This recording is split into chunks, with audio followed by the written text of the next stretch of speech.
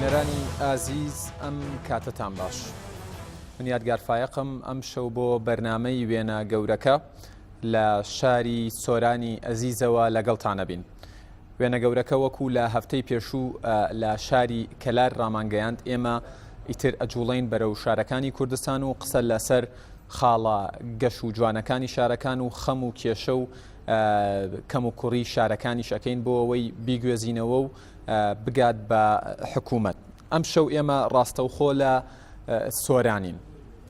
هەوڵەدەین لە ماوەی بەرنمەکەی قسە لەسەر ڕۆڵی حکوومەت و بەرپرسە حکوومیەکانی سنوورەکە بکەین لە خزمەتکردنی قەزای سۆران و ئەم سنوورە. ئەمانەوێت قسە لەسەر ڕۆڵی حزبەکان بکەین و تا چەندە پەیوەندیەکی وایان هەیە کە بتوانن لە ڕێگەی و پەیوەندیەوە خزمەت بە هاوڵاتیانی ناوچەکە بکەن. قسە لەسەرەوە هەیە کە سۆرانێکێک لە تایبەتمەندیەتیەکانی ئەوەیە کە باشوور و باکوور و ڕۆژهەڵات پێکەوە ئەبەستێت تا چەندە سوود لەم لایەنە بینراوە. مەرزی نێودەوڵەتی حاجی ئۆمەران ئەکەوێتە سنووری ئەم ناوچەیەوە و قسەیەکی زۆر لەسەر ئەوە هەیە کە داهاتی ئەم مەرزە بە هیچ شێوەیەک نەخراوەتە خزمەتی سۆرانەوە. ئێمە کە لە سلێمانیەوە هاتین ڕێگاوبانەکان ئەو پێویستە نەبوون. ینی ئێمە کاتین تەسەوڕمانە کرد سۆران ڕێگاوبانەکەی باشتر بووایە، بەڵام وەکو ئەبینرات دیارە وەکو پێویست خزمەت نەکراوە لەو ڕووەوە. ئەمانەوێ ئەم شەو قسە لەسەر گەنج بکەین. وەکو هەمیشە کە حزبەکان کە هەر کە باسی گەنجەکەن ئەڵێن گەنج داینەمۆیە و گەنج پڕە لە توانە و گەنج داهاتووی بەدەستەوەیە و زۆر وەسف ئەدەنە پاڵ گەنجەکان، بەڵام ئایا فعلەن لە ئەرزی واقع ئەو خزمەتە بە گەنجان کراوە؟ قسە لەسەرەوەیە کە لە سۆران سنتەرێکی ڕۆشنبیری هۆڵێکی شانە و سینەمایەک وەکو پێویست بوونی نییە کە سیمای شاری جوانتر و باشتر ببەخشێ بە سۆران. و بەپێی بەدواداچوونەکانی من ینی ئەوەی بە من گەیشت و ئەوەیە کە لێرە وەکو پێویست گوێ بە یاسان نادرێ، زیادەڕەوی لەسەر مڵکی گشتی هەیە، ئۆتۆمبیلی بێژمارە و بێتابلۆ هەیە. من هیوادارم ئەم شەو میوانەکانم وەڵامێکمان دەستکەوێت لە ڕێگەی ئەوانەوە. من ئەم شەو چوار میوانی ئەزیزم هەیە کە لێرە حزوریانێ وازێتیان کێشاوە لە دەستە ڕاستەوە کاک ئیرمانچ عیزەت قایم قامی سۆران کە سەرۆکی یەکەی داری ئەم شەو زۆریشمان بە پۆستەکەیە بێ سەرچاوماناتی، مامۆستا مەروان گەڵاڵی سەرۆکی فراکسیۆنی کۆمەڵی ئیسلامی لە پارلەمانی کوردستان، ئێوەش بەخێر بێن سەرسەر و سەرچاوم، کاکەڵۆ حەسەن جێگری بەرپرسی مەڵبەند و ئەم شەو نوێنەرایەتی مەڵبەندی سۆرانی یەکێتی نیشتیمانی کوردستانەکە، ئێوەش بەخێر بێن سەرچاوم، هەروە دکتۆر هەژار ڕەحیمی بەرپرسی ڕاگەیاندنی زانکۆی سۆران کە مەبەستمانە هەمیشە قسە لەسەرەوە کرێ کە یەکێ لە خاڵە گەش و جوانەکانی شاری سۆران زانکۆکەیەتی کە توانیوێتی چەندین جار لە تۆپلیستەکانی ینی ئەو ڕاپرسیانە بێ کە کراوە. ئێمە ئەم شەوە وڵەدەین قسە لەسەرەمە بکەین. من 5 ڕۆژنامەنووسی دیار و ئازیز و بەڕێزی قەزای سۆرانم شەو لە بەرنمەکە لەگەڵ منە بەرنمەکە پێشکەشەکەن. هەرێک لە بەڕێزان کاک زاهری براهیم پەیامنێری کەناڵی ڕێگا، کەلسوم گەزنەی توێژەری کۆمەڵایەتی و چالاکوان، هەژار حەکیم پەیامنێری ئەنادۆڵ، یونس حەمەد پەیامنێری کەناڵی سپێدە و ئازاد ئۆمەراوایی پەیامنێری کەناڵی پەیام. بەخێر بێن سەرسەر و سەرچاوم ئەرکتان کێشاوە. کاک بەرلەوەی بچمە لای کاکرمان زۆر سپاس بۆ هۆتێل دیانا پالاس کە ئێمە شەو بەڕاستە خۆم بەرنمەیە لێرە پێشکەشەکەین. کاکرمانگەر بێمە لای جەنابتان قایم قامی سۆرانن و سەرۆکی یەکەی ئیداری شارەکەن و وەکو باسەکرێت ینی دەفڵاتی ڕەها لێرە ئەوەی ئێوە نوێنەری ئەنجومەنی وەزیرانن لەم شارە. سۆران دۆخی چۆنە؟ کێشەکانتان چییە؟ خەمەکانتان چییە بۆی لێرەوە لە ڕێگەی ئەم بەرنمەیەوە دەنگتان باشتر و ڕوونتر و زوڵالتر بگا بە حکوومەتی هەرێمیش؟ زۆر سپاس. سۆران بەڕاستی شارێکە شارێکی کۆنیە بە تەمەن، شارێکە تەمەنی چەنە بێ بۆی هەموو لە ساڵی 1970 ئێرە دروست کرا و ئەمەوێ ئەوە بیری هاوڵاتیان بینمەوە کە ئێرە لە ئەساسدا لەسەر بنەمایەک و یان ئایدیایەکی سیاسیانە لەلایەن ڕژێمی پێشوو دروست کرا بۆ کەمکردنەوەی شەخصەتی تاریخی ڕواندز و لێسەرنەوەی ئەو شوێنە فەرهەنگیە، دروستکردنی شوێنێک لەژێر کۆنتترۆلی خۆیدا. لە ساڵی 1970 تا ساڵی 91 ئێرە هەمومان نەزانین بە ناوی چی عەرەبی کرا بە ناوی قەزای سەدیە بوو. لە دوای ڕاپەڕین ژمارەی دانیشتوانی سۆران کە تێکڕای دەوروبەریشی قەزاکانی مێرگە سۆر 100% مێتۆمان 100% سیدەکان و دەوروبەری و ڕوانزیش تەنها سنتەری شاری ڕوانز و سنتەری خەلیفان و چەند گوندێک مابوون، باقی دیکە هەموو 185 هەڵگیرا بوو ناو سنتەری شاری سۆران کە کۆمەلگایەکی لێ بووە هەندێک کۆمەلگای گەڵاڵەش هاتێرە بە مۆزەفینیشەوە نزیکەی 5,000 کەسی تێدا ئەژیا لە دوای ڕاپەڕین ئەو شارە لە شارێکی سیاسی گۆڕا بۆ ناوەندێکی ئاوادانکردنەوەی هەموو دەوروبەری ئێستا یەکەم هەنگاویش کە هاویشمان لێرەدا گۆڕین ناوەکەی بوو کە لە قەزای سەدیق بە ناوی سۆران گەشەیەکی زۆر خێرای کرد بە حکمی ئەو عاملانی کە جەناب ئێستا لە سنتەری شارەکە چەند کەس ئەژی چەند خێزان بوونی هەیە 144,000 کەس لە سنتەری شارەژی تۆ پرسیارەکە ئەوەیە لە ساڵی 91 5,000 کەس بووە ئێستا 144,000 کەس لە سنتەری شارەژی بە ناحیدیانە و بە طبعا ناحیدیانەش دەگەڕێرا تێکەڵی کردو شارەوانەکانیان تێکەڵ بوونەوە ئەوانە جگە لە ناحی خەلیفان و بە تێکڕای سۆران 200 زیاتر لە 200 شتێک هزار کەسە کە تێدا لە بەرچین حەکە ئەو خزمەتانەی بەم شارە کراوە لە دوای ڕاپەڕینەوە ینی گەشەکە زۆرە ینی 5,000 بۆ 140,000 کەس گەشەیەکی بێ ئەندازەیە ئەم گەشەکردنە ئەبێ شار لەگەڵ یا فراوان بێ شار لەگەڵ یا گەشە بکات شار لەگەڵ یا پێداویستی و خەڵکانە دابین بکات ئایا ئێوە هەستەکەن ینی گەشەی شارەکە و ئێوە وەکو دەسەڵاتی یەکەمی حکوومەت لێرە لە ئاست چاوەڕوانی خەڵکا بوون و ئەو گەش لە ئاست ئەو گەشەکردنە ببوون یان تەنها ژمارەی خەڵکەکە بەبێ بەرنامە زیاد کراوە و پێداویستەکانیش لە جێگەی خۆیان ئەوە بە دابەشی دوو قۆناغی بکەین قۆناغێک لە ساڵی 91 کە تا ساڵی 2023 کە حکوومەت لە ئیمکانێتێکی فراواندا نەبوو باش لەو فترەیەشدا بە هەزاران ماڵ ئاوارەی ما لە ئێران گەڕانەوە لە کوردانێک لە ساڵی 75 بۆی سیاسی گەڕانەوە بە حکمی ئەوی منتیقەکانی خۆیان منتیقەی کەم خزمەت گوزاری بوون و ئاسان نەبوو منداڵەکانن لە شارەکانی پێشکەوتوو ئیران پەروەردە بوون خوێن بیتیان بێن لێرە لە گوندێک تازە ژیان لە سفرەوە دەست پێ بکەنەوە ئاسان نەبوو بۆیە وەکو حلێکی مامناوەندی سۆران دەستنیشان کرا کە ئەوانە ئەو قڕی منداڵەکانیان پێ لە نیشتمان لێرە بگرنەوە پرۆسەکەش ناجح بوو سەرکەوتنی بەسینە جگەلەوەی ئەو خەڵکانی کە لە کۆڕەوەکە ڕۆی هاتن بۆ ئێران ملیۆن کەس تقریبان هاتە سەر و منتیقی بەشێکی زۆری خەڵکی هەولێر و کەرکووک وانە مانەوە لە شارەکە ئەو فراوان بوونە دوو سەریە وای لێ کرد لە فترەیەک بوو کە حکومەت لە ئیمکانێتێکی زۆر گەورەدانە بۆکو دوای ساڵی 2023 کە ڕژێم ڕوخا بودجەت بە شێوەیەکی باشتر گەروردەوردن لە واقعەکە نزیک بینەوە بەڵام لە دوای ساڵی 2023 ماشەڵڵا حکوومەت هێرێن پارەی زۆر باشی لەبەردەسا بوو یعنی پارەکە بوا باسەکرا کە خەیاڵیە و ینی زۆرە ئەم پارەیە تا چۆن نەخرایە خزمەتی شارەکەەوە من دیسان هەر من لە ساڵی 2004ەوە قایم قام لێرە باش تەنها لەتوانم لە سەردەمی خۆمەوە باس بکەم بۆ ئێستاوە تا ساڵی 2014 زیاتر لە ملیار و 300 میلیۆن دلار لە سنتەری شار و دەوروبەری سەرف کراوە پێوەی دیار بووە مەڕەنگە برادران ئەگەر ویژدانیان قسە بکەین سۆران کەس نێزانێت ملیارێک و 300 میلیۆن لە سنتەری شار و لە دەوروبەری لە هەموو سێکتەرەکان طبعا لە سێکتەری کارەبا 100% کارەبامان گەیاندە نزیک بە سەتی ئەو گوندانێک ئاوادان کراوەتەوە مەکتەب و قوتابخانە لە هەموو جێیان دروست کرا جادەوبانەکان تا ئەندازەیەکی یەکجار زۆر لە سنتەری شار و لە دەوروبەریش کرانەوە بەرنامەکەی من تایبەت نییە بە خزمەت گوزاری بەڵام کاتی ئەم ژمارەیە بە من ئەڵێ ملیارێک و 300 میلیۆن دلار بەڵێ دلار لێرە سەرف کراوە ینی زانیاریم هەیە بەشێکی باشی کۆڵانەکانی سۆران تا ئێستا کۆنکریت و سەب نەکراون بەشێکی نا سۆران چەند کۆڵان بووە ئەو کاتی ئێمە دەستمان پێکرد ئەتۆ فراوانبوونی سۆران ئێستاش دەگەردابی ساڵانە بەردەوامە سۆران بۆ معلوماتی جەنابەت شارێکی زیندووە سارێکی پڕئیشە جانکۆی لێە مستەقبەلی لێە لە هەموو شارەکانی دیکە خەڵک زیاتر مستەقبەلی بووینەوە بۆیە بەردەوام خەڵک لێرەیە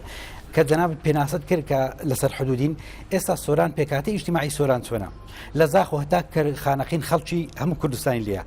نزیکەی 700 مالی کوردستانی باکوورمان هەیە زیاتر لە 300 مالی کوردستانی ڕۆژهەڵاتمان لێ هەیە و خەڵکێکی زۆر بە جگەل ئاوارەکانی عەرەب کە ئێستا هاتوونە خەڵکێکی زۆر بۆ ئیش و کار و کەسابەتی دێنە ناو سنتەری شار ئەوانە هەموو کەداویچین گرنگترین پەیام ئێمە من هەمیشە مەبەستمە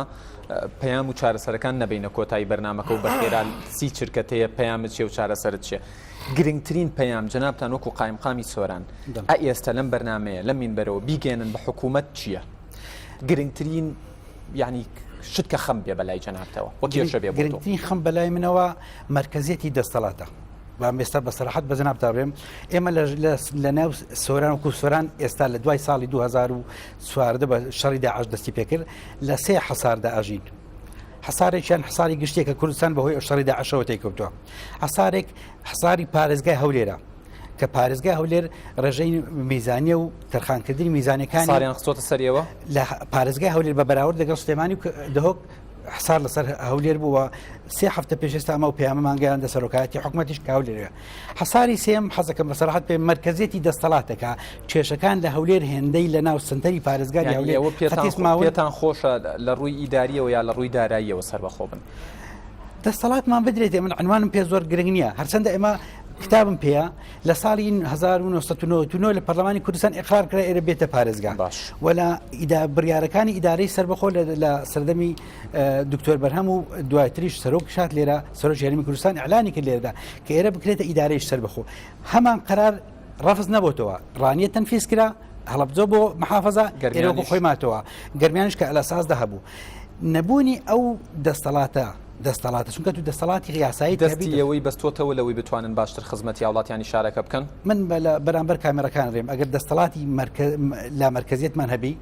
ئاعتیماد لەسەر داهاتی خۆمان چونکە سۆران داهاتێکی زۆر چاک و شوێنێکی زۆر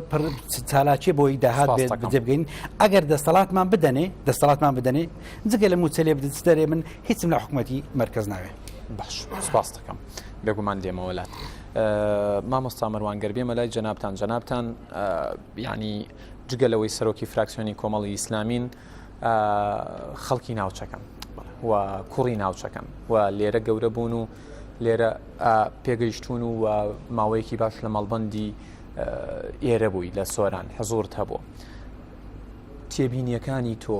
ئەو خەمانەی گەیشتووە بەدەستی تۆ ئەو خەمانەی تۆ وەکو هاوڵاتیەک هەستت پێ کردووە چین بسم الله الرحمن الرحيم والله سپاست دەکەم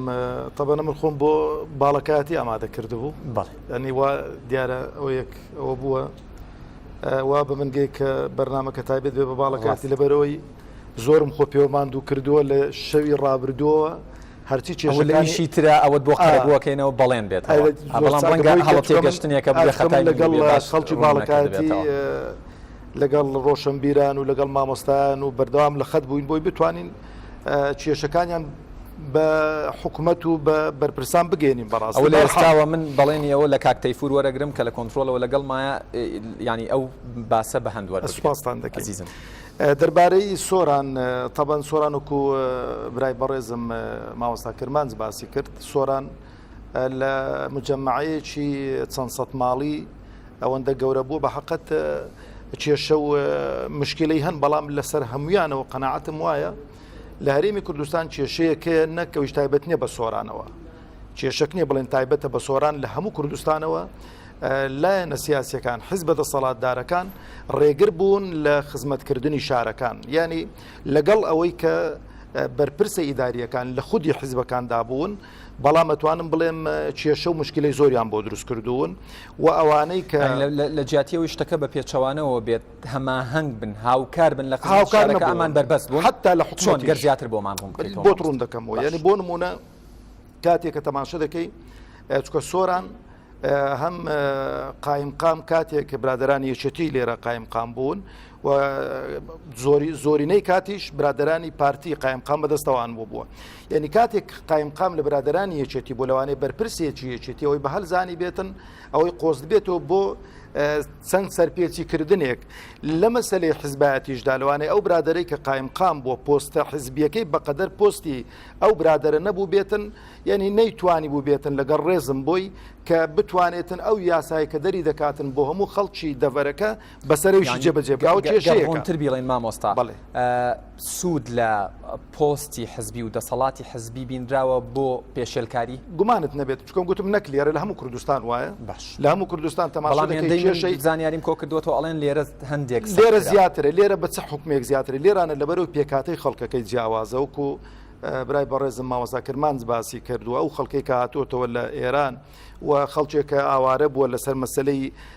شەڕی ناوخۆ لەسەر حیزبایەتی یعنی بۆ نمونەکە لەوێن دەرێ ئاوارە بۆ هاتو تەرەن دەوێت بەو پێشێلکاریانە بۆی قەرەبۆ بکرێتەوە یعنی ئەو کێشانەی کە لێرە هەستەکە نەما امتیازە گومانت نەبێتن یعنی ئەوە ئاوە بەڵام لێرانە ئیشکردن زەحمەتە و بەڕاستی توانم بڵێم لەبەرەوەی لایەنە سیاسیەکان و بە تایبەتی وەکو گوتم بەرپرسە باڵاکان هاوکارنین لەگەڵ سەرۆکی وحدەی ئیداری ئەگەر هاوکاربانە لەگەڵ سەرۆکی وحدەی ئیداری بە تایبەتی کاتێکم هەموو جارێ دەڵم کاتێک کە یاسایەک دەردەچێتن لایەنی بەرپرس ئەوەی کە دەسەڵاتی لە هەموو لایەنەکان زیاترە بۆ خۆی پێوە پابند بێتن هیچ لایەنێکی دیکە ناتوانێتن پێشێلکاری بکاتن ئەوە خاڵێکە بەڕاستی لە سۆران دەبیندرێت و لە غیری سۆران دەبیندرێتن بەڵێ دوو لە سۆران کاتێک کە سۆران گەورە بوو سۆران بەبێ بەرنامە گەورە بوو یعنی ماستە پلانێکی ماستەرپلانێکی ئەوە نەبوو کە بتواندرێتن بۆ مۆچووکە دائیمەن باس لەواری شقامەیە لەو سەریەوە لە شقامەکەی دیوار دروست کاک یادگارجان سۆران کە دروست بوو جارێ بەشێکی زۆری لە شەڕی ناوخۆ دروست بوو لە شەڕی ناوخۆ کە دروست بوو حتمما چاوپۆشی دەکرا لەوەی کە ئاوارە بووە یان بۆ نمونە لەسەر حیسابی من کە لە شەڕی ناوخۆ بەشدار بووم چاوپۆشیم کوردە لەولایەن لە تەرەفەکەی دیکەش بە هەمان شێوە ئەویش نهاتوێنیەوەی لە بەرچاو بێتن ئەو گەڕەکە دەبێت زادەی هەبێتن دەبێت سەوزایی هەبێت دەبێت جێی قوتابخانەی هەبێت کەواتە مامۆستا گەر قسەکانی جەنابەت کۆ بکەینەوە حزب لێرە نەیتوانیوە هاوکار بێت لە گەشەکردنی زیاتری شارەکە لە پێشخستنی زیاتری شارەکە حزب ئەگەر هاوکاربان با ئاوای لێ بکەم لە بەرەو پێشبردننی وڵات ئەو قەیرانەی کە تێی کەوتوین تێی نەدەکەوتی زۆر سپاس کاکەڵۆ زۆر بەخێر بێنێەوەش جەنابتان ئەم شەو نوێنەری مەڵبەندی سۆرانی یەکێتی نیشتیمانی کوردستانن وەکو ینی من لە قسەکانی مامۆستا مەروانەوە بێمەلای جەناب ینی ئاماژە بەوادا ئەڵێت حزب لێرە نەیویستووە یان نەیتوانیوە یان بە ئەنقەست کاری بۆ نەکردو نەیتوانیوە بەشێک بێت لە گەشەکردن و پێشخستنی زیاتری شارەکە ئێوە وەکو یەکێتی نیشتیمانی کوردستان کە حزوورتانەیە حزوورێکی باشتانەیە لێرە ئەوترێ تا چەندە پێتان وایەم قسەیە منطقیەوە تا چەند دەتوانی وتانە تواناکانی خۆتان چ لە حکوومەت بێت چ وەکو حزب بەکاربێنن بۆ خزمەتی زیاتری هاوڵاتیانی شاری سۆران سپاس وەڵا ئێمە وەکو هاوپەیمانی استراتیجی پارتی دیموکراتی کوردستان لەو ناوچەیە هەمیشە هاوکاری دەسەڵات و ئیدارەی ئێرە بووین لە پێناو گەشەکردن و بەرەو پێشەوەچوونی ئاوەدانی باش بەڵام ئەوە بەو مانایە نییە کە ئێمە گلەیی و گازاندەمان نەبێت لە دەسەڵاتی ئیداری ئێرە کە دەسەڵاتی پارتی دیموکراتی کوردستانە لە ئێستا فرسەتی باشتر نابێ بۆی گلەی و گازندەکانت ئێمە بەڕاستی لەو هاوپەیمانیە ئەوەی پێمان کرابێ هاوکاری دەستگای ئیداریەکانمان بە تایبەتی کاک کرمانج کردومانە وەخوا قووەتی کاک کرمانجیش بدا ڕەنگە ئەو لایەنانەی تا ڕادەیە کۆپۆزیسیۆن و غەیرە پارتیش ببن زیاتر هاوکاری کاک کرمانج بن لەوەی لەو کێشانەی کە لە ناوخۆی پارتی دیموکراتی کوردستان بۆ کاک کرمانج دروست دەکرێەوە من لە نزیکەوە ئاگادارم کێشە و ملمانەی زۆری ئەکرێ ئەگەر ناکا کرمانج یەکێکە لە بەرپرسە ئیداریە سەرکەوتوەکانی ئەو ناوچەیە باش ئێمە وەکو یەکێتی نیشتیمانی کوردستان گلەیمان هەیە پێم خۆشە بیانش بێ فەرموو یەکێک لە گلەیەکانمان لێرە ئەوەیە هەر کەسێک لە دام و دەستگاکانی حکوومەتی هەرێمی کوردستان لە دەبەری سۆران کارێکی هەبێ ئەگەر فایلەکەی زەر نەبێ وەکو پێویست کارەکەی ناڕوە یا هەر ناڕوە ئەوە یەک دوو بەڕاستی ئێمە لیژنەیەکی ئاوارەکانمان هەیە لێرە ئاوارەکان لەلایەن حکوومەتەوە قەرەبوو دەکرانەوە باش بە تایبەتی ئەوانەی ماڵیان لە ئێران بوو خەبات و تێکۆشانیان هەبووە من بۆ خۆم یەکێکم لەو تێکۆشەرانەی یەکێتی نیشتیمانی کوردستان و هەزارانی وەکو منیش لەو سنوورە هەن کە ئاوارەی ئێران بوون و تا ڕاپەڕینیش هاتن لێرە ڕاپەڕینیان کرد زۆر لایەنی دیکە لە ڕاپەڕینی سۆران دیار نەبوون کە پێشمەرگە قارەمانەکانی یەکێتی نیشتیمانی کوردستان کە شەهید جەلال حاجی و هاوڕێکانی لە پێشەوەی گرتنی یەکە بە یەکەی دام دەستگاکانی ڕژێن بوون لێرە بەڕاستی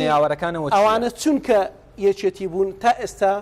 کە 20 میلیۆنیان پێ ئەدرا هەتا ئێستا قەرەبوو نەکران و من بۆ خۆم یەکێکەوان ئەمەش بە شێوەیەک لە شێوەکان ڕەبتە بە خاڵی یەکەمەوە خاڵەیە گەر فایلەکەی زەر نەبێ ئیشەکەی ناوە جگە لەوە بەڕاستی بەرپرسی وا هەیە لە سۆران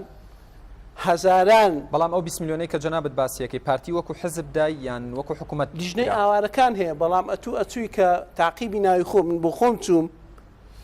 تاقیبی ناوی خۆم وڵا ناوت لێرە نییە کاکە من لەو سنوورێ هاتیمەوە خەڵکی ئەو ناوچێم وەختی خۆی لە سەردەمی ڕێکخراوەکانی UN شتم وەرگرتووە بۆچی نە کارتم هەیە گلەی و گازندەی گلەی گازاندەی دیکەمان ئەوەیە بەڕاستی لە دامەزراندن لە دام و دەستگا حزبیەکان نا ئەمنیەکان نا بەڵام لە دام دەستگاکانی دیکە هەر کەسێک بێدا مەزێ دەبێت تەسکی حزبەکەی پێبێ ئەگە نادانا دیسان ڕەبتە بە خاڵی یەکەمەوە کەواتە هەمووی لەوێ زۆر سپاس دەکەم بێگومان من دێمەوە لای جەنابەت بۆی قسەکە آخر نا وەڵاهی پێم خۆشە و قسەی فەرمی یعنی بەرپرسێ لێرە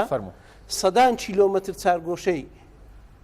لەو سۆرانەی داگیر کردووە و دەستگای ئیداری و کەسی ناتوانێت پێی بڵێ کاکە ئەوەت بۆ داگیر کرد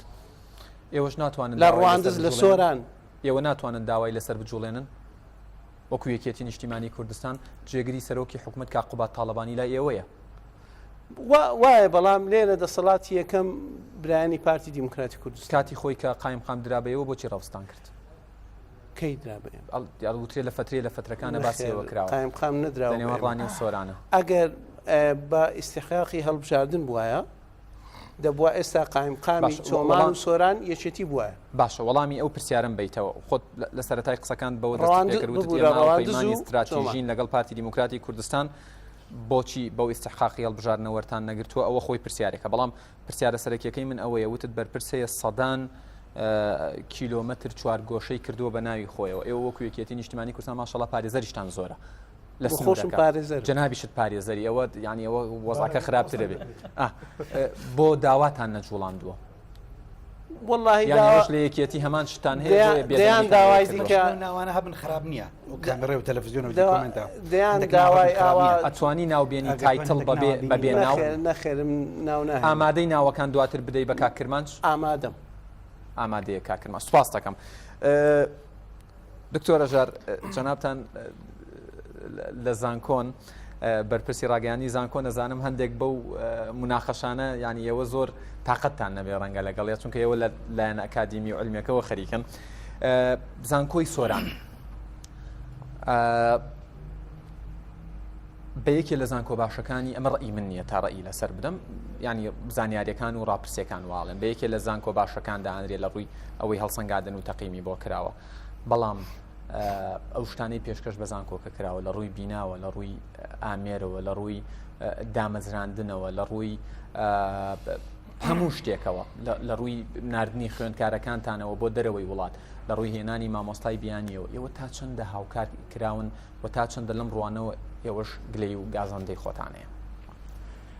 زۆر سپاس کاگەرگار بۆ بەرنامەیە بەڕاستی بەرنامەیەکی گرنگە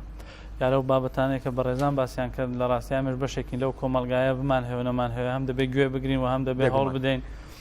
لە ڕوانگەیەکی ئاکادمیکەوە پێیان ڕابگەین و ئەوەندەی کە پێمان بکرێ ڕاوێژی پێویست بدەین بۆ چارەسەرکردنیە هیوادارم گەشت بەڵام بێگومان هەندێک جاریش ئەوانە تۆزێک بێزارکردە بن سەبارەت بە زانکۆی سۆران وەکو جەنابیش لە پێشێکەکەدا باس کرد بەڕاستی یەکێکە لەو تایبەتمەندیە گەشاوانەی ئەم ناوچەیەوە دەڤەری سۆران بە شێوەیەکی گشتی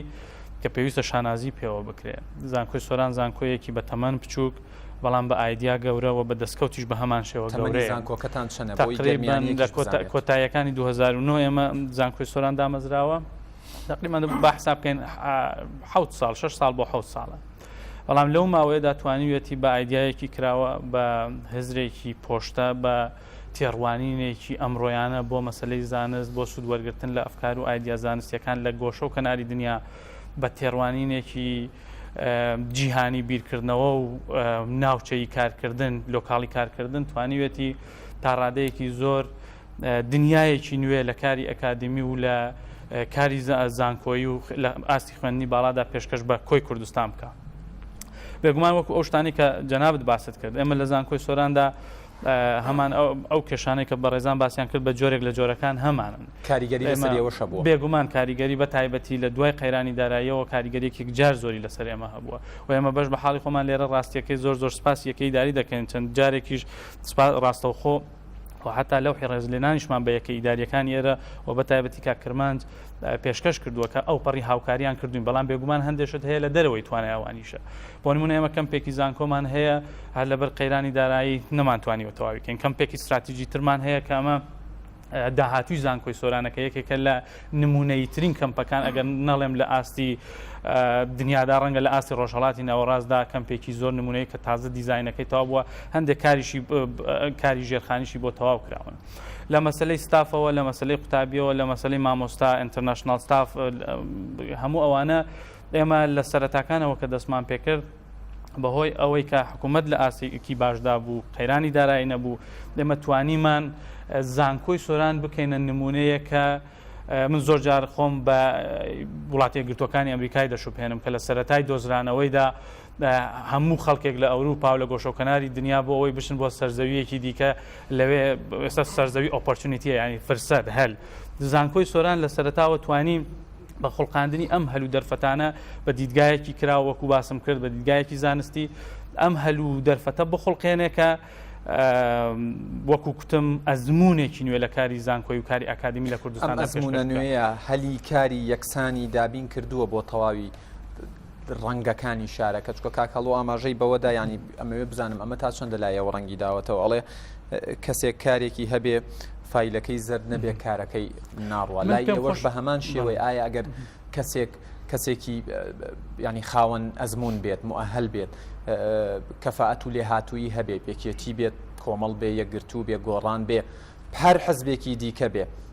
ینی لە وەرگرتنەکان لە بواری ماستەر لە بواری دکتۆرا لە بواری وەرگرتنەوەی یەکەمەکان لەوەی کە توانایەکی ئەو حەزەکە لێرە خزمەت بکە ئایا لای ئێوەش ڕەنگی داوەتەوە دەستێوەردانی حزبی هەیە لە کارەکانتان ڕاشکاوبی پێم خۆشە ڕاشکاوم لە ئەزمونێک لە کوردستان هەیە کولتورێک لە کوردستان هەیە هەمیشە لە نێوان دوو ژمارەدا گیری کردووە یەکیان سفر یەکیان سەدە ئەو قسەی کە من لێرەدا دەیکەم بە معنای ئەوە نییە کە هیچ کێشەیەک نییە باش بەڵام بە معنای ئەوەیە بە بەراورد من تێڕوانینێکی کامپەراتیڤم هەیە بەراوردکارانم هەیە وەکو کوتم ئێمە بەشێکی لە مواقع بەڵام بەو پەڕی سەراحەتەوە پێ دەڵێم زانکۆی سۆران زانکۆی دەرفەتەکانە هیچ ئەکسەپشنێک ئەتوانم بڵێم ناڵێم بە شێوەیەکی ڕەها بەڵام تا نزیک کەوتنەوە لە ئاستی ڕەهایی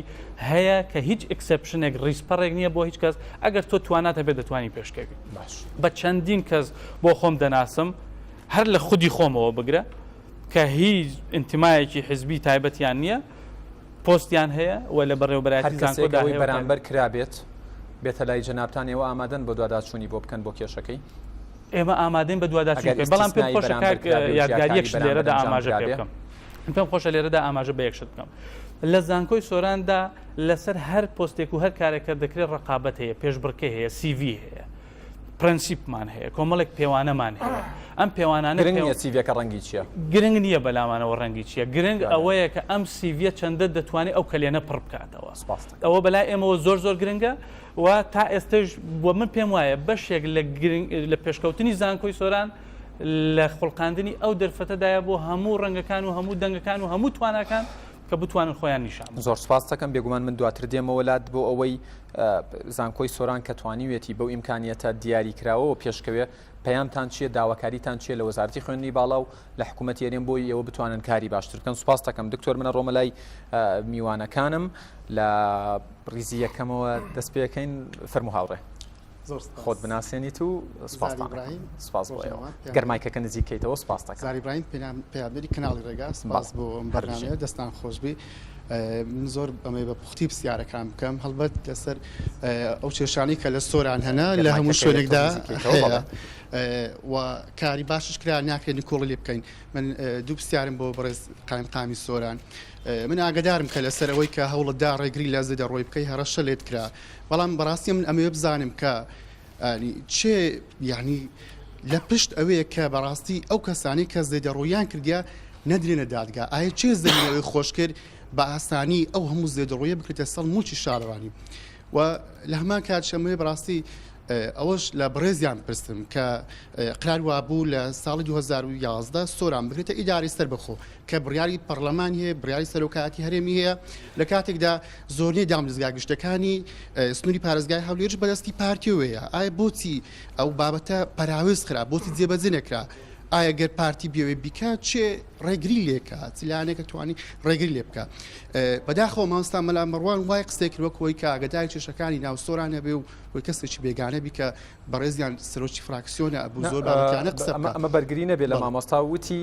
من خۆم بۆ باڵەکایەتی ئامادەکرد بوو پرسیار و بەداداچوونەکانم لەوێ لەسەر ئاساسیەوە کردبوو نەک ئاگای لە پرسیارم لە بەڕێزیان ئەوەیە مامستا ئایا وەکو کۆمەڵی ئیسلامی رازین لە ئەدای حکوومەت لە سنووری قەزای سۆران ئایا ئەگەر رازینین بۆچی ڕۆژ لە ڕۆژان ناتنە سەر زادە و بڵێن ئەو کەم کورتەکانتانە و هەروە مامستا هەڵەوە حەسەن کە جنابتێک لە تێکۆشەرەکانی دەبەری سۆرانی پرسیاری من ئەوێ بەڕاستی یەکێتی نیشتیمانی کوردستان بە پێی ئەنجامەکانی هەڵبژاردن سەنگ و قورسایی هەیە بەڵام باسی هەم ئەو کەم کورتیانت کرد من هاوڕە بەڵام بۆچی ڕۆژێک لە ڕۆژان ئێوەش ناتن سەر شەقام و دەنگ هەڵبڕن لە کاتێکدا حزبی شوعی بەقەت مەڵبەند بەقەت پاسەوانەکانی مەڵبەند ئەندامینیە و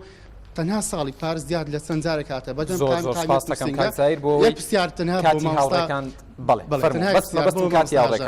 بەڵێ زانکۆ سۆران ئیشی باش کرد و هەنگای باشینە بەڵام بەڕاستی بە پێ ئەوە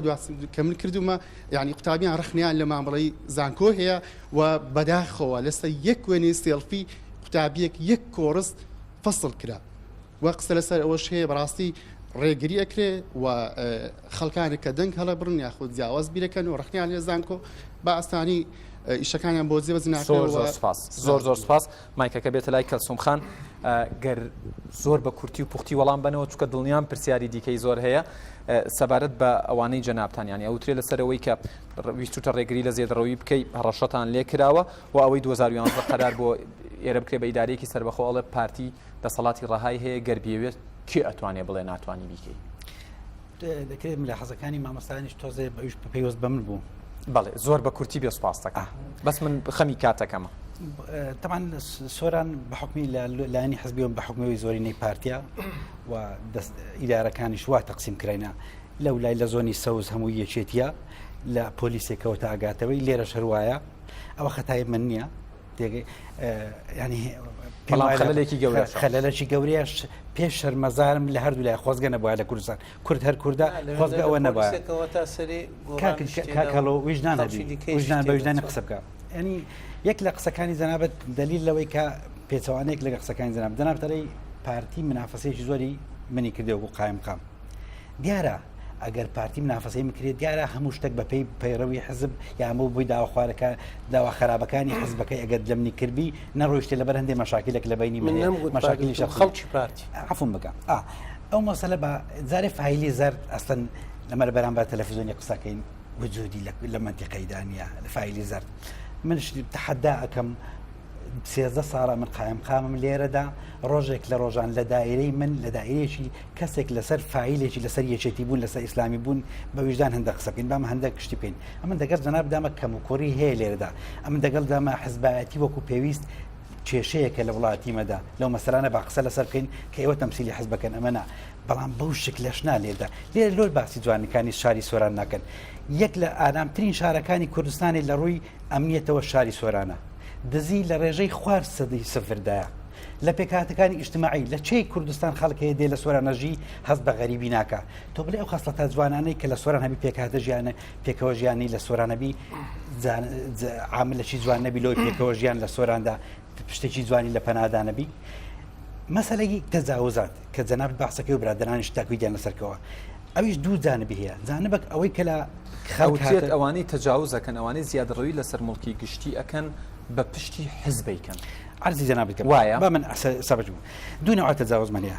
تەجاوزێک طبعا ئەمە لە نۆتویەک سۆران بۆ گەورەی ئەمە لە ساڵی 2012 ماستەر پلانماندانە چەند فەرقیێتە سۆرکە لە ساڵی نۆهەتەکانەوە هەتا ساڵی 2023 خەڵکێکی یەکجار زۆر لە شوێنەکانی کوردستان لێرەماوە تقریبا 3000 ماڵی کەرکوچی لێرە بوون کە کەرکک لە بەردەستی مەدانە لە سۆران بوون ئەوانە پێشتر خێمەیەکیان هەبوو دوایە کردیانە خانوویەکی کچکە باسی ئەو جۆرەکەی واقعێکی دیاریکرا و سەپاندوویەتی ئەمە ڕەنگە لە شارەکانی کوردستان ئەو نوعی دیکە ڕەنگە لە خۆشییا بکرێ ینی ڕەنگە لەوەی کە هەر ئەمەوێ و ئەی کەم ئاوا بێت تەجاوزی دیکەش بەداخەوە خەڵک متفق من لەسەر ئەوەی کە بکرێ بەڕاستی چێ لە سەریتی بوو بۆ نەریتێک بەداخەوە نەک لە سۆران لە شوێنەکانی پرسیارم بیت حزبی لە پشتەوەیە بە پشتی حزبیکەن ئەبەت حزب خەت وەکو شخص ئیستقلالی موقعی خۆی لە حزبی کردی بۆشدانە بەڵام تەودیهێکی حزبێبی بۆ ڕێگرتن ئاستن نەبووە حداشەکەم لەسەر حزبی هەبووە بۆی نەشیکات ئەمە وەکو تەوجی حزبی نەبووە بۆی بیکا هەبووە بۆی نەیکات هەمیشە هیچ کادری حزبێکەیە بوێریت بۆ ئاگاداری زانابێت هێزم لە سەر بۆ هاتیە زێڕەوانیم بۆ هاتووە خۆتی بازانە بۆ هاتووە بۆی موازەهی ئەو مەسەلانە بکەین توانیتانە مواجهی بکەن زۆر موازە هەمان کردووە بەڵام بەداخەوە بۆ ناتوانن بن بڕی بکەن کاکرمان ئێستا 1970 بەرنی بەرکراوە تەجاوز تا حاڵەتە جدیکە هەنی 102 ماوەتەوە 102 ماوەتەوە کا ئێستا 100 دۆسیە لە سەبارەت بە دادگایە بۆ معلومات زەباوە بۆ کاک با لۆی ڕاست بکەین و کاک هەژار کەس هەڕەشی لە من نەکردو لەسەر تجاوزات من مەسئولم کاتم لە ئیشێکێکم لە ڕوبەڕوو خەڵکی بن و خەڵکی موازە هەمەکە بچینە هەڕەشش ئەوان ئیشی مەسئولیتن هەڕەشەی شخصی نینە کە لە ئیشی مەسئولیتن باش ئەوەی ئیدارەی سەربەخۆکە ئیدارەی سەربەخۆ هەتا ئێستاش ڕەفز نەکرایتەوە بۆ وەستاوە گەر وەڵامی وڵاتیانی شارەکە ئەوەی ئەمن لی تێگەیشتومە کەم پێم وایە مقاوماتی بە پارێزگا بوو نەک سەر دیاری سەربەخۆ لە هەڵەبجە زیاتر لە سۆران هەیە گە مەسەلەیەکی معنەوی لە هەڵەبجەدانەبی هەموو پێکهاتەکانی سۆران هەموو مقاوماتی پارێزگا بوون لێرە هێنە ئیدارەی سەربەخۆ بەڵام دوای ئەوەی کە کاکتۆر بەرهەم دەوری دۆمی تەسلیم کردەوە کاک نێسیروان ڕەئی وابوو ئیدارەی سەربەخۆ عنوانێکی هەیکەلیەتی ئیداری لە کوردستانی نییە بەو ئاستەی کە بتوانانی خزمەتێکی ئیداری پێ بکە دقێکی یاسایی لە پەناو مەسئولە حاڵەتێکی تەواوی ئەدروستە بێ بۆیە نەکرا ناکەم بدوزبیتەوە زۆر سپاس دەکەم مامۆستا مەروان ڕێک وەڵامی پرسیارەکە بیتەوە سپاس دەکەم کات زۆر قەیەدم بە کاتەوە بڕاتە بێت سەیبرای بەڕێز ماگەم لە مشتەکانی سۆرانە و بە بەرچاوڕوونیەوە شاتوم بەڵام وەکو گوتم بەرنامەکەی تەماشای دوای پادەکەشت پیشان دەدەم کە چم بۆ حاضر کردو بۆ باڵەکایەتی ئەوەی کە جەناب بدەڵی لە ئەدای حکومت بەعام ئاوانە ئەتوانی دایرەکان ئەوە بکەی ناوی چیە کوبڵی لێکیان جیاوازکەیەوە ناکری بڵێ وەڵا لە هەموو ئادای حکومت ڕازیم و یان ڕازی نیمەوە بێئینسافیەک دروستەکاتن ئەگە بڵێ لە ئادای قایمقام ڕازی لە ئادای شارەوانی ڕازی لە ئادای دایرەی کارەبا چونکە دایرەکان زۆرن من ئێستا ئەوە دووپات دەکەمەوە ئەگەر حکومت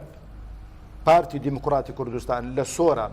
لە حکومت گەڕابایە حکومت ئیشی زۆر چاکتری دەکرد بۆ هاوڵاتیان بەڵام پارتی دیموکراتی کوردستان بۆی کە چاک بۆت بڵێم گیانەکەی خۆم لێ نەگەڕاوە ئەو حکومەتەی کە لەو سۆرانەکە هی خۆیانە خزمەت بە هاوڵاتیەکان بکە بە شێوەی ڕێک و پێک یەک نمونەشت پێ دەدەم مامۆستای برا چاک دەزانیتن لە سەر و چاوەی دیانان ناوی خەڵک نادەین کۆمەڵە خەڵکێک تەجاوزیان کرد دوکانیان دروستکردن بۆ تەقە بۆ شەڕ تەقە کرا خەڵک بریندار کرا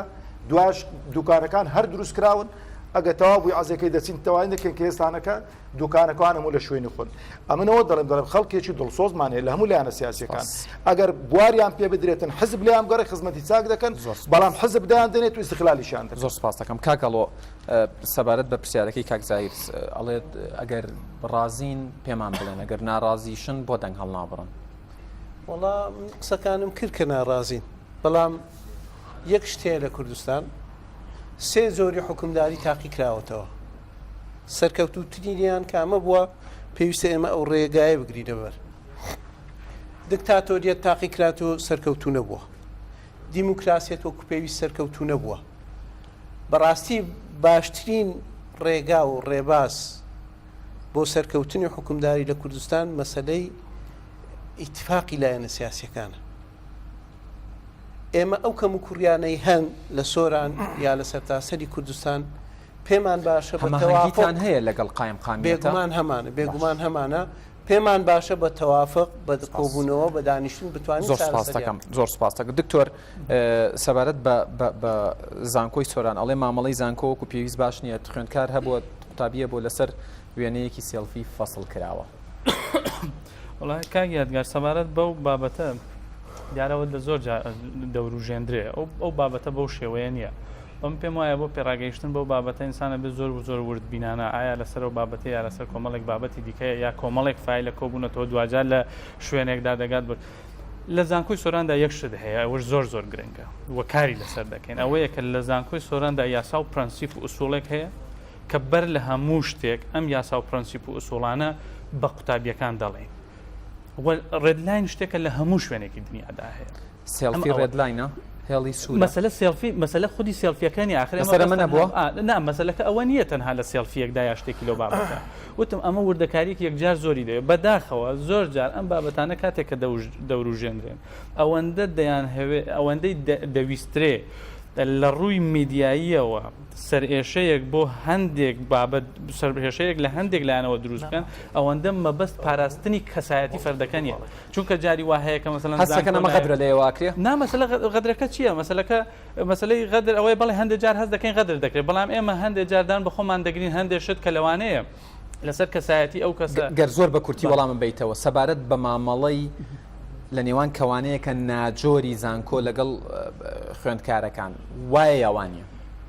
ئەتوانم بڵێم بەو پەڕی سەراحەتەوە پێ دەڵێم ئاستی خەمخۆری زانکۆ بۆ قوتابیەکانی خۆی لەو پەڕی خۆیدا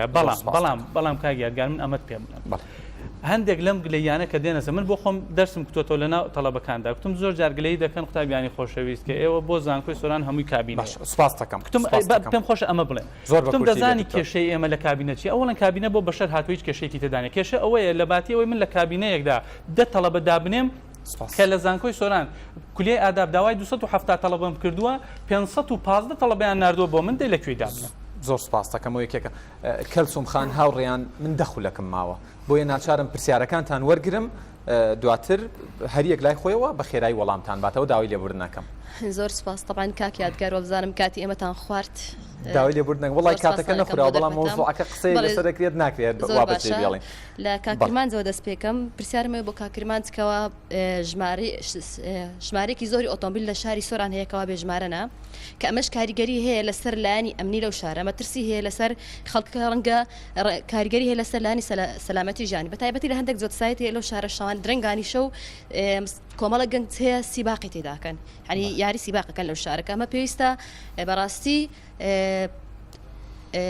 پێویستە لێژنەی ئەمنی هەبیتن کەوا سەرپەرشتی بکە بەشەوە و هەروەها خاڵێک ترەمێ باسی لێوە بکەم بەداخەوە یاسا لەو شارە من ئەڵێم لە بەرژەوەندی کۆمەڵێ بنەماڵەدایە یاسا لێرە لە بەرژەوەندی خەڵکی هەژار و ڕەش و ڕوودا نییە و بەڵگەشمان لەوە لەلا هەیە و پرسیاری کرد کە ئەمێ باسی بکەم زۆر لێرە لە کاتان زۆر خوارد باشە زۆر باشە پرسیاری دووەم بۆ مامۆستای بەڕێز بیتن کە وەک بڵێ خۆی بێبەریەکە لەم شارە مامۆستا جەنابتان لەو شارە گەورەبوونەوە و پەروەردەبوونەوە بزان پێویست بەدەوەدا دەچون ناکات ئەتوانن پەنجە بخەنە سەر برین و گرفتەکانی ئەو شارە ئەتوانن کەلایانی پارتی حزبی یەکەمە لەو شارە نەیتوانیوە پێداویستەکان و ببێ بە خەمخۆری ئەم شارەکە هەموو جا لە هەموو کۆبوونەوە کۆنفرانسێکڵێن شاری سۆران شاری پێشمەرگەیە شاری شەهیدانە ئەکرێ ئێوە بێنە سەر شەقام و خەڵک بێنە دەنگ ئەگەر پارتیش بە کاری خۆیان هەڵنەستێ و پرسیاری کترم بۆ بەڕێز کاک هەڵۆ ئەوەیە بێ کاتی وەرگرتنەوەی وەڵامم نابێت بەس داوای لێبوردنەوەکەم بۆی هاوڕەکانت هیچ نەبەیەکی یەک پرسیار بکەن کاتی ئەفمکە کاک هەڵۆ ئێوە حیزبی دووەمن لە شاری سۆران کە گلەیەکەن لە پارتی دیموکراتی کوردستان ژمارەیەکی زۆری دەنگدەرتان هەیە لەو شارەدا بەڵام بۆچی نەتانتوانیوە لەگەڵ پارتی خزمەت بەو شاریا بکەن سپاس دەکەم گلەیمان هەیەێتە عفو کاک یادگار بە پرسیارە بکەم نوێنەری زانکۆی سۆران کە لێرەیە نازانم کەمپی زانکۆی سۆران وەک حکایەتەکەی مێشی لێ هات ژمارەیەکی زۆری قوتابی لە کابینەکان جەنابەت ئەڵێکەوە کابینەت کێشێکی هەیە ئایا بەرپرسێکی زانکۆ ئەمیت ئەتوانێت بچێت لە کابینەکە دابنیشێ زۆر سپاس فەرموو باو هاوڕێیانی دواژێکی یەک زۆر سپاس کاک یادگار ئێمە نهاتوین لێرە شاری سۆران وەک سیمایەکی ناشرین پیشانی خەڵک بدەین سۆران یەکێکە لە شارە هەرە سەربڵندەکانی تەواوی کوردستان هەر پارچە کوردستان و تێبینێکیشم لەسەر قسەکانی جەنابەت هەیە ڕێگەوبانەکانی سۆران بەو کەمیەی کە ئەو ساڵانەی کە خزمەت کراوە زۆرە ینی ناوچەیەکی شاخەوی کارکردن لەم ناوچانە ئەستەمە زەحمەتە ینی شوێنێکی زۆر جوان و دڵڕفێنە سیمایەکی زۆر جوانی هەیە لە هەموو کوردستان دەتوانین بڵین کە بووکی کوردستانە شاری سۆران بۆیە ناو دەنێن کوردستانی بچووک شادی بۆ دەدەمەکو ڕۆژنامەنووسێکە لە تەواوی بوارەکان لەم ناوچەیە کە بەدەوەدا چونمان کردووە خزمەتێکی زۆر بەم شارەکراوە بە کاکرمانجش لە ماوەی ساڵانی ڕابردوو دەتوانێتی ئەم مارکە ببینێ و پرسیارێک بۆ بەڕێز کاک مامۆستا مەلەمڕوان ئەوەیە کە باسی لە فایلی زەرد کرد ئەوەی کە فایلی زەرد نەبێت کاک هەڵۆ بوو بەڵێ معلوماتەکانی پێشتەگەرەوە پێداچونیان بوو کاک هەڵۆ بوو بەڕێزیشان باسی ئەوەی کرد کە ئەوەی فایلم نەکردو من باسی ئەوەتان کرد کە ئەوەی ئەبلێشتاش دەڵێم سۆران بە حیزبی کراوەتە سەر ئێسکا منیش پرسیار دەکەم منیش تێبینی دەکەم و لە هەمان کاتیشدا پرسیارە مدیری حیزبەتی لە شاری سۆران نەماوە بەڵێ مدیری حیزبەتی لە شاری سۆران نەماوە هەر کەسێک بێت سەربەلایەنێکی بەڵام کارە سی کوڕی وڵاتێکی تر بێت دژی حکوومەت یاریمی کوردستان پرسیارەکەت تکایە پرسیارەکەت پرسیارەکەش بۆ بەڕێز کاک هەڵۆ دابشکردنی زەوی لە ڕواندز بەبێ ئاگاداری وەزارەتی شارەوانی و گەشت و گوزار بەسەر خانەوادەی شەهیدان کە مۆری شارەوانی سنیشی لەسەر نەبووە بەڕێوەبەرەتیان شەهیدان و ئەنفالکراوانی سۆرانش لەم بابەتە ئاگادار نەبوون و پرسیارێکیش بۆ کاک هەژار ڕەحیمی ئەوەیە زانکۆ دەتوانێت چی بکات بۆ ئەوەی یەکە ئیداریەکان و حزب جیاوازەکان لەم دەڤەرا بە یەکەوە گرێبدات فەرمان و لانیدار یاریار سوپاس هەڵبەتە من دوو قسە ئەەکەم سەرتا بە لێ بچمە ناو پرسیارەکان زۆر ئاگاتان ئەزانی چی ینی وای لێت کاتی وەڵامدانەوە نامێنێت ئێمە دایڵێن لە خەمخۆریە بۆ شار و بۆ هاوڵاتیان و دووەم شت ئەوەی ئێمە دایڵێن بەڕاستی بەرپرسین کە دایڵێن من سەرتا لە بەڕێزکا کە دکتۆر هەژار دەست پێکەمە کونوێنەری سەرۆکاتی زانکۆ ئێمە بەرنامە بۆ ئەو دەکەین ئەنجامی هەبێ با بەڕێزیان بەڵێن بدات یاخود پێمان بڵێ ئەو زانکۆی کە جەنابیان بە شان و باڵی هەڵدەدا ڕێگە بە ڕێکخراوەکانی تری غەیری ڕێکخراوی دەسەڵات بدا لەو دەڤەرە ساڵاتی لە نێو زانکۆ ئەنجام بدا باو باڵێنەمان پێ بدا تاکە ڕێکخراو لەو سنوورە یاخود لە ناو زانکۆ ژووری تایبەت بەخۆیە لە تەنش ڕاگرایەتی سەرۆکاتی زانکۆ ڕاگیری زانکۆ مامۆستای زانکۆ خاوەن بڕوانامە لەبەردەم لیژنەیەکی ڕێکخراوێکی دیاریکراوی ئەم حیزبە لەم سنوورە ترسولەرزی ئەگاتە ئەگەر بەژێ ئەو نەکە ئەمە پرسیاریەکەم پرسیاری دووەم بۆ بەڕێز کاک هەڵۆ حەسەن لەگە ڕێز و تەقدیر بۆ یەکێتی و خەبات و مێژووی ڕابردوویەکێتی لاوەسترین ئەداکاری سیاسی لە دەڤەری سۆران بریتێلێکێتی نیشتیمانی کوردستان و خۆشی لە سەرەتای قسەکانی ئاماژەی پۆدا کە یەکێتیا و ستراتیژی یەکەمی پارتی دیموکراتی کوردستانە بەداخەوە بێدەنجی ئەوان سەلمانوێتی کە ئەوان شەریک و هاوبەشن لەو گەندەڵی و کەمتەرخەمیانەی کە لەو دەڤەرە هەیە بۆ بەڕێز کاک کرمانج پرسیارێکم هەیە هەڵبەتە ئەمە زۆر گرنگە بۆ جەنابیشت ئەم پرسیارە کاکرمانج خۆی وتی 13 ساڵە قایمقام و سەرۆکی یەکەی داری ئەو دەڤەرە پێمان بڵێت ئەگەر خۆی ڕێگیرە لە بەردەم ئەوەی حیزب ئەم بڕیارەی بۆ بدات و دەست لە پۆست قایمقامیت بکێشێتەوە بۆ و ئایا حیزب پێی وتووە دەست لە کار بکێشێتەوە بربەستەکانی بەردەم دەست لە کارکێشانەوە و ئیستیقالەی فەرموو کاگازات بەناوی خی گەورە دەستخۆشتان لە یەکەم سەرەتا بەشێک لە قسەکان مرۆکەمە کاکرمان سەبارەت بە ڕێگاوبانەکانی ئەو دەبەدا ڕاستە بەشێک لە ڕێگاوبانی باشی بۆ دروستکراوە بەڵام ئەوەی کەوا هاوڵاتیان لە ئێمە باسیەکەن و باس کراوە کەوا گەندەڵی لە ڕێگاکاندا کراوە بەشێک لە ڕێگاکان ئەبینی زوو کە چاکەکرێن دواتر تێکەستنەوە ئێستا و ڕێگایی کەوا جۆسایدی جوندیانە لە دوو شوێن دارماوە ڕێگاکە کە ماوەیەکی کەمیشە دروست کراوە سەبارەت بە نەوت لەم دەبەرە تاوەکو ئێستاکە بەشێکی زۆر هاوڵاتیان نەوتیان وەرنەگرتووە لە نەوتیش جیاوازی کراوە ئەبینی بریکار هەموو پێش خراوە لە بریکارەکان هەیە ئەوەی واستەی هەبووە پێش خراوە ئەو قسەی ئێمە نییە قسەی هاوڵاتیانە و خەمی هاوڵاتیانەکەەوە ئێمە ئەیگەێنین و لەم دەبەرە ئەوەی کەواتێبینەکرێت لەو ڕۆژانە نەمانی دەرمانەکەەوە گرفتی نەمانی دەرمان دروست بووە بەشێک لە پرسیارەکانی شەما ڕاستەی کاک هەژارەکەم لە سۆران بۆ دوو کەم هەیە بۆ زانکۆیە کەوا لە دەوەرەکانی تر ڕەنگە تەنهایە کەمپ هەبێ لێرە هەوڵی دروستکردنی دوو کەمپ ئەدرێتن و باسیەوە شەکرێتن کەوا زانکۆی سۆران قەرزدارە قەرزەکانی چینەوە بۆ ئەوەندە قەرزدار بووە کاکرمانج لە کەمتر لە یەک خولەکە ناچارم وەڵامت لێوەرمارە مشکلێکی گەورە نەکی سێوران تێکڕای قەزاکانی سەر حدودی پرۆژێکمان تەقدیمی سەرۆکایەتی حکوومەت کردی بۆ حەلکردنی ئەو مشکلانە ئومێدمانوە نەتیجەیەکی بداتەوە یاسا لە بەرژەوەندی هەندێک بنەماڵی هەندێک وڵی من یاسام دروست نەکردیا و تەوزیعش ناکەم یاسا ڕێگە و ڕزکاری خۆی هەیە بەڵام چێ کارایی پێکە چۆن دیفاعکری ئەو مەسەلەیەکە دائمەنیش هەر کەسی دۆڕاو لە هەندێک مەزەران هەندێک جا لە بەرژەوەندی خۆی نازانی بەڵام نازانم یاسا چەند لە سەدی سەروەرە لە وڵاتیمە خۆزگەەوە با یاسا 100 لە تەرکی ئەوروپای بە ئەوەش مەسلەیەکی دیرە دەست لە کارکێشانەوەی من ئەوەی کە کەس بەڕاستی من خۆم پێ خۆش دەست لە کارکێشمەوە بەڵام کەس نەگوتە من نەدەست لە کارکێشەوە نەبەخۆش دەست لە کارکرمان بەس ئەمە بەستمە وەڵامی بۆ وەرگمەوە باس لە واکرێت 4000 ئۆتۆمبیلی بێژمارە هەیە بەڵێنە دەن کە ئێوە ورتر ینی ئەمە ئەوەندەی بە من گەشت زیاتر لەوەش چارەسەریکە نەما ئەمە پرۆژەمان لە سەرۆکایەتی هەرێمە هەر لەو ماوەی زۆر زۆرمانە بەسەر چاونێ زۆر تاکید لەسەر دەکرێت بچینە سەر جادە و مزاهرە بکرێت و قەناعەت ومای سۆران لەوانەیە تەقبولی مزاهرە نەکاتن و زەرەر و زیانی زیاتر بێتن ئێوەش لێمە چاتر دەزانن مەبەست چەند مەزارە شتێکە حاڵەتێکی طبیعیە و حەقێکی سەرەتایی هاوڵاتیانە بەڵام عقلیەتی ئەتوانم بڵێم حزبی لەوانەیە تەقبولی ئەو مزارانە کاکە لە سلێمانی و لە شوێنەکانی دیکە دەگرێت. زۆر سپاس کاکەڵۆ وەکو وەڵامێک بۆ قسەکان ئەخیر قسەی خۆ. وڵی سپاس سێ پرسیار ئاراستی من کراوە یەکەمیان دەست پێکەم سەبارەت بە دابشکردنی زەوی. دیارە ئێمە وەکو یەشێتی نیشتمانی کوردستان ئەمری زەناوی مام جەلالمان هەیە لەو ناوچەیە ماوەیەک پێیان دەگوتین جەلالی وەکو ئیهانەکردنێک وەکو بەڵام ئێستا جەلالی بوون شەڕەفێکی گەورەیە و ڕەنگە بە هەموو کەس نەبڕێ 164 پارچە زەوی وەخاڵی بۆ دەسوکاری شەهیدان لە ڕەواندز دەرچوو. ئێمە داوامان لە دەسەڵاتی ئێرە کرد کە ئەو 164 پارچە زەویەوان بۆ دابین بکە بۆ ئەوی خانووی بۆ شەیدان لەسەر بکەیت. حکومەت ئاگادار بوو؟ حکومەت بەڵێ وەزارەتی شەیدان ئاگادار بوون؟ شارەوانی و هەموو بە ئەمری شارەوانی ڕەواندز و ئەوانە هەمووی زەویەکان دیاری کران. زۆر سپاس دەکەم. هێشتا ماوێت کاتم تەواو آخر پرسیارەکە بەڵێ دەی فەرموو ئەخیر قسەت سپاس دەکەم. ئەلمهم بەڕاستی ئێستا ئەگەر ئەو 164 زەویە بۆ کەسوکاری شەیدانی پارتی بە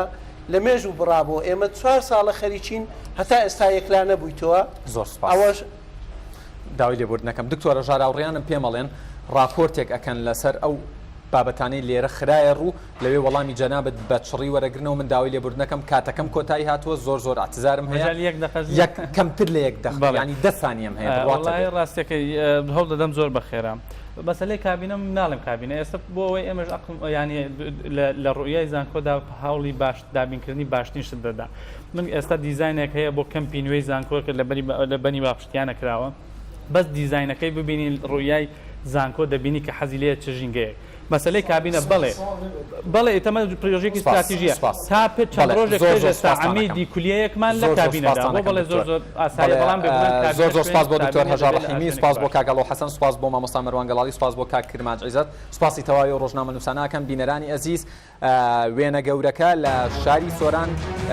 کۆتایی هات هەفتەی داهاتوو لە دەڤەری ڕاپەڕین و لە ڕانیا بین سپاس بۆ هۆتێل دیانا پالاس ڕێزی یادگار فایق و تەواوی ئەم ستافە جوانە لە سۆران و هەولێر قبول بکەن تا بەرنامەیەکی تر بەخواتان ئەسپێرم.